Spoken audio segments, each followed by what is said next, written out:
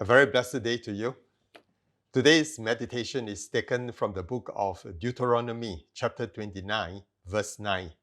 And it says, "Therefore keep the words of this covenant and do them, that you may prosper in all that you do."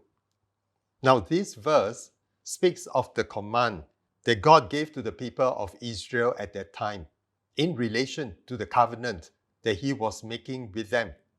In a way, it is somewhat similar to the charge that God is making to us regarding the covenant that God has made with us through Jesus Christ.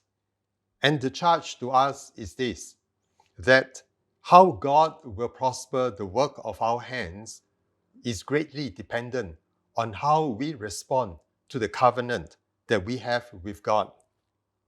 The verse is suggesting that the covenant is mutual in fulfillment.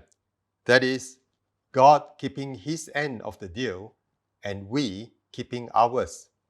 And what is our end? Well, it is that we may live our lives in complete faith and total obedience to God and his word, to keep his word and to do what he tells us to do. But you see, our end is made easier when we worship God and God only, when we love the Lord our God with all our heart, all our soul, all our mind, and all our strength. Now, one thing that may stumble us when we trivialize our end of the deal. That is, we expect God to fulfill his end no matter what. But when it comes to our end, we think we have a choice whether to fulfill it or not. You see, we often mistake God's grace to mean that we will get everything we want from him, even if we don't do anything. And we also often mistake his love to mean that God will condone even our disobedience or unwillingness to obey and to follow his ways. Perhaps today's meditation is a reminder to us to keep our end of the deal, to remember that it isn't God who is unwilling to prosper us.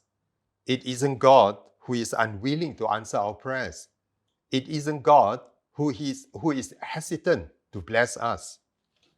This verse clearly reflects the goodness and kindness of the Lord, because it is God who first initiated this covenant with us.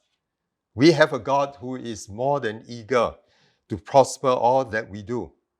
We have a God who doesn't need any further prompting to keep his end of the deal. And all he's asking of us is that we keep our end of the deal, to obey him and to do all that he tells us to do. May God today prompt us to respond to him in faith and obedience, and to keep his words and do them, so that surely God will prosper the work of our hands. May God bless you.